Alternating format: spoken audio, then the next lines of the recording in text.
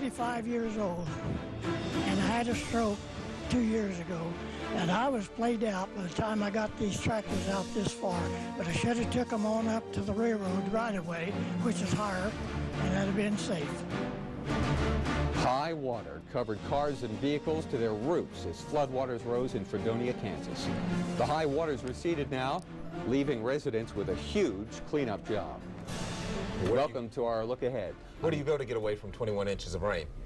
In Kansas, right, yeah, yeah. It's kind of hard to do. Let's hope for no more rain. You have the forecast, which unfortunately has more rain, and boy, wait till you see the temperatures. Well, I'll tell you that the heaviest rain now has moved out of Kansas, though, and into Oklahoma and Texas. Texas in particular, as they say in Long Island, in particular. We got some heavy rain down there. Houston, nothing severe, but, you know, flooding, I guess, is severe because more people are killed, more people die in this country due to flooding than they do from tornadoes, for example. More people die from flooding than from hurricanes. And you know what the number one cause of deaths in hurricanes is? Flooding.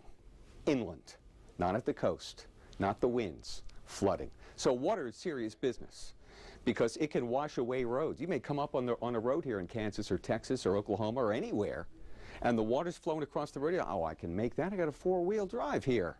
Meanwhile, the road's been washed away. So it's 2 feet deep instead of 1 foot. Be careful, will you?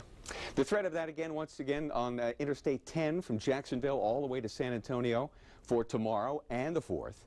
Meanwhile, in the west, we're praying for rain. We're not going to get any. It's going to be sunny and even hotter through the 4th. Here's some rain coming, knocking on your door here in New York City and Ithaca. This could have an impact on July 4th holiday celebrations. Chicago and Detroit, too, the threat of thunder showers. And later on this week, the Tanglewood Festival begins here in Western Mass, so we've got the chance of showers in there, too. But as you can see, persistent, wet forecast here for Texas and Louisiana, scattered thunderstorms in Florida, and persistently very dry here in the west, and then drying up and very hot later on this week and the weekend here in the northern plains. That's a wrap on your 7-day forecast. Now here's the story on that intense heat. Here's Kevin. It's going to be dangerously hot for the folks in the west over the next week or so. That's the unfortunate scenario, and a lot of you will be spending time outdoors. Please take it easy. I don't think we can emphasize that enough. Look at all the pink on the map. Whenever you see that much pink, you know it's dangerously hot. And we're not just talking about the deserts either. We're talking about from Lake Havasu to Phoenix to Vegas, right on up the valleys of California there. We're talking about triple-digit heat, folks, even along the bay where it's going to be quite warm. So unless you're right on the water, it's going to be scorching hot out there this week. So take it easy and limit the amount of time that you spend outdoors. Even in the Inland Empire there, the interior section of Washington State, Spokane, you could top 100 degrees this week. Contrast that, though, with the relative cool across the lakes. It's hard to complain about July temperatures in the 60s if you're doing some camping or hiking up in the Green and White Mountains of Vermont and New Hampshire. You're heading to the cabin for the weekend. 60s at night, you know it's going to be in the 40s. So you may even think about throwing a log on the fire. I don't know. What's your, I guess, threshold for the fireplace?